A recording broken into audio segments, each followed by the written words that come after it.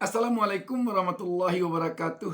Sahabat BN, ini ada seorang ketua umum partai yang dilaporkan oleh pengacara kondang Sunan Kalijaga kerana dia melakukan kekerasan atau sebutlah pemukulan kepada istrinya. Konon istrinya ini istri mudanya lagi. Sahabat BN, tentu saja ini hal yang sangat-sangat memprihatinkan, memalukan, dan juga memilukan. Terutama sekali tentu bagi kaum hawa, bagi kaum perempuan, bagi para istri. Kalau kita lihat dari sisi etika dan moral, ini benar-benar pemimpin yang tidak punya etika dan moral, tidak punya akhlak sama sekali. Pengacara kondang Sunan Kalijaga dikabarkan melaporkan ketua partai kasus kekerasan dalam rumah tangga, KDRT. Dalam narasi yang beredar, Sunan Kalijaga membuat laporan ke Polda Metro Jaya karena ketua partai tersebut melakukan penganiayaan terhadap seorang wanita berusia 27 tahun. Dalam unggahan terbarunya melalui akun Instagram Sunan Kalijaga_SH, Sunan membagikan momen dirinya saat bersama korban. Korban tampak sedang terbaring lemah di tempat tidur rumah sakit dengan penanda waktu pada Kamis, 3 Oktober 2024, sekitar pukul 22.46 waktu Indonesia Barat. Namun demikian, Sunan Kalijaga belum mengungkap nama ketua umum partai yang melakukan penganiayaan tersebut. Wanita korban kekerasan ketua umum partai, ditulis Sunan Kalijaga dalam unggahannya. Menurut Sunan, pihaknya sudah mengetahui nama terduga pelaku. Pelaku diduga terpengaruh minuman keras.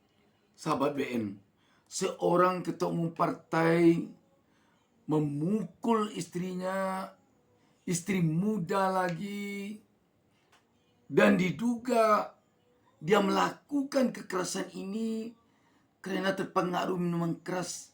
Sekali lagi, karena terpengaruh minuman keras. Akhlak macam apa lagi yang ada pada seorang pemimpin, pada seorang ketua umum partai, kalau dia sudah suka menenggak minuman keras, kalau dia sudah terpengaruh oleh minuman keras, dan sampai memukul istrinya gara-gara mabuk oleh minuman keras. Sahabat BN, kemana kita di era sekarang ini lagi akan mencontoh kepada pemimpin kita kalau sudah begini corak ragam perilaku moral dan etika serta akhlak pemimpin kita. Ketua umum partai, bayangkan ketua umum partai, kalau partainya ada di parlemen, dia akan sangat berpengaruh kepada keputusan-keputusan yang ada di parlemen. Sebab apa? Sebab sekarang ini anggota parlemen itu yang mengendalikannya ketua partainya. Kalau A ketua partainya, jangan coba-coba anggota parlemen membuat B.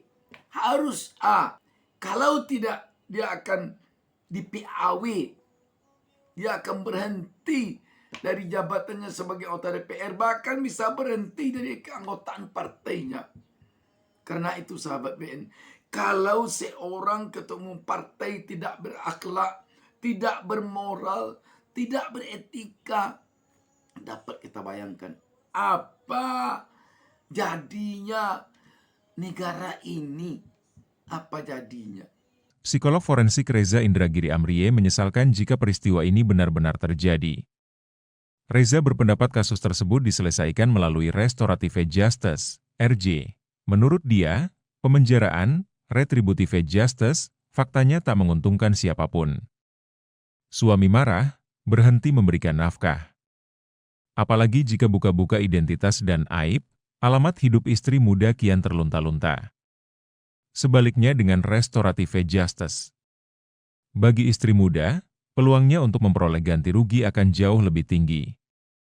Bagi suami, risiko residivismenya lebih rendah. Apalagi jika disertai terapi stop miras, jika dia bagi negara, biaya penegakan hukumnya lebih ekonomis. Lembaga penegakan hukum pun bisa terhindar dari kekikukan memproses hukum tokoh elit. Bagi keluarga besar, aib bisa ditutup sehingga tidak ada anggota keluarga yang ikut terkena getahnya. Karena yang melaporkan kasus ini adalah seorang Sunan Kalijaga, pengacara kondang yang tidak teragukan lagi integritas dirinya selama ini. Kita yakin bahwa ini tidak hoak. Karena itu, sekali lagi, yang kita prihatinkan adalah etika dan moral serta akhlak seorang ketua umum partai yang melakukan kekerasan kepada istrinya ini. Apalagi seperti dikatakan tadi, kekerasan itu dilakukannya kepada istri mudanya. Berarti tentu ada istri tuanya. Jadi kalau seperti ini moral ketua umum partai, bisa saja dia disogok untuk menyetujui sebuah undang-undang yang mungkin tidak pro kepada rakyat, tapi pro kepada menyogoknya itu. Bisa jadi begitu. Jadi begitu undang-undang lahir, heboh rakyat. Turun rakyat ke jalan untuk menentangnya, untuk minta dibatalkan. Karena memang undang-undang itu tidak pro rakyat, merugikan rakyat.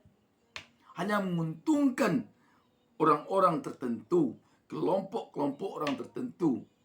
Bisa jadi kalau seperti ini moral ketua umum partai, bisa jadi undang-undang ini keluarnya berdasarkan sogokkan kepadanya. Begitu dia disogok, dia perintahkan anggotanya di DPR untuk menggolkan undang-undang ini seperti ini, sesuai dengan keinginan penyogok tadi.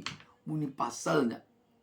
Bukan sesuai dengan keinginan rakyat, bukan sesuai dengan kepentingan rakyat. Melihat kejadian ini, kita jadi teringat dengan tentang pentingnya revolusi akhlak di negeri ini. Sebab ini menyangkut akhlak ini. Kalau manusia tidak berakhlak, dia akan melakukan apa saja, termasuk meminum minuman keras, berjudi, main perempuan,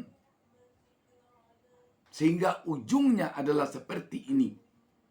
Menepuk, menampar siapa saja yang ada di depannya ketika dia mabuk, termasuk istrinya sendiri. Tak peduli dia apakah istri mudanya, istri tuanya, atau istri menengahnya. Ayo kita revolusi akhlak dengan cara berakhlak, perbaiki akhlak kita semua. Setuju? Siap revolusi akhlak? Siap revolusi akhlak? Anies Baswedan pun kita melihat sangat gigih untuk memperjuangkan agar pemimpin di negeri ini memiliki nilai-nilai etika dan moral yang tinggi. Tetapi mungkin karena Anies begitu gencar kelihatannya menyuarakan di mana-mana tentang pentingnya bagi pemimpin etika dan moral yang tinggi, maka banyak para pemimpin pula yang tidak menginginkannya menjadi pemimpin. Tetapi rakyat banyaklah yang menginginkan Anies menjadi pemimpin. Contoh di Pilkada Jakarta, rakyat banyak di Jakarta sangat menginginkan Anies jadi gubernur Jakarta. Tetapi para pemimpinnya melakukan pemborongan partai untuk satu pasang calon agar Anies tidak bisa maju. Jadi takut dia mungkin dengan pemimpin bermoral. Negeri ini harus dijaga di tingkat pimpinan puncak, menjunjung tinggi etika. Karena itu saya garis bawahi berkali-kali, tanpa etika dijunjung tinggi, maka makin kejajaran ke bawah, maka makin terjadi kerusakan. Sekarang yang jadi pertanyaan kita, siapa sang ketua partai yang melakukan tindakan kekerasan kepada istri mudanya ini? ketua partai kita di Indonesia ini kan tidak banyak. Siapa ini orangnya? Yang jelas, ketua umum partai PDIP tidak termasuk kepada yang melakukan hal ini. Karena beliau seorang perempuan.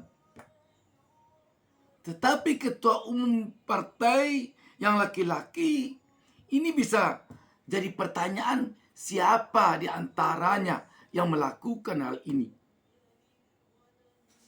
Ini tentu masih menjadi teka-teki. Dan kalau ada pemirsa yang telah mengetahui, tentu jangan segan-segan mengumumkannya ke publik.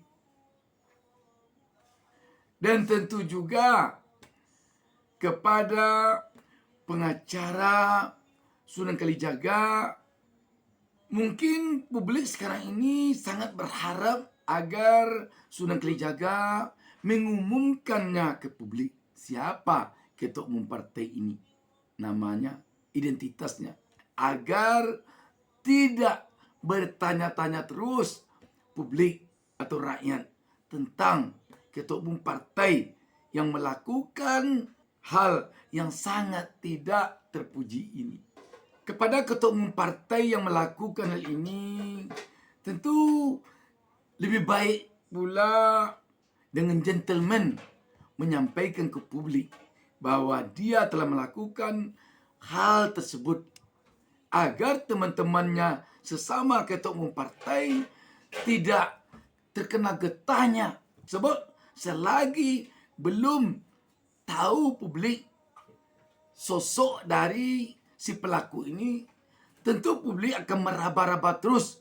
Mungkin ini ketua umumnya, mungkin ini ketua umumnya, mungkin ini ketua umumnya.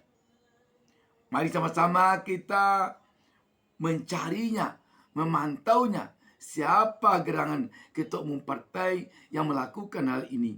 Demikian sahabat BN. Wassalamualaikum warahmatullahi wabarakatuh.